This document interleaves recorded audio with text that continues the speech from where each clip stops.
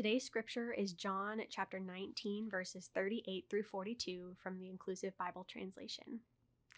After this, Joseph of Arimathea, a disciple of Jesus, but a secret one for fear of the temple authorities, asked Pilate for permission to remove the body of Jesus, and Pilate granted it.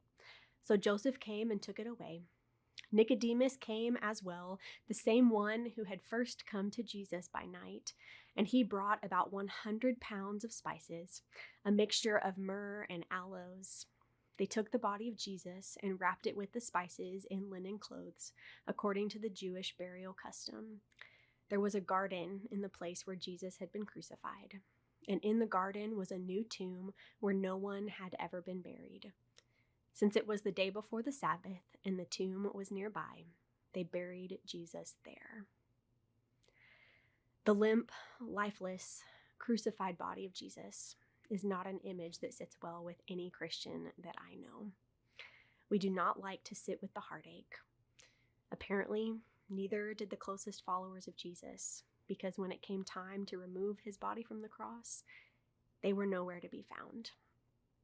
It was Joseph of Arimathea, a secret disciple, and Nicodemus, a Pharisee, who took on the burden of preparing Jesus' body and burying him. Even though Jesus warned his disciples what was coming, I do not think anything could have properly prepared them to deal with the brutality of his death or the grief they felt. Unlike the followers of Jesus in his own time, we have the privilege of knowing how the story turns out. We want to jump straight from Jesus' triumphant entry into Jerusalem and the hosannas to the resurrection. Perhaps it would be easier on our souls to do so. But friends, it is good for us to sit in the grief of Holy Saturday, to imagine what it felt like for those who did not yet know how the story was unfolding. It is good for us to acknowledge that Jesus died to atone for the sins of humankind, yours and mine. We are not innocent bystanders in this story.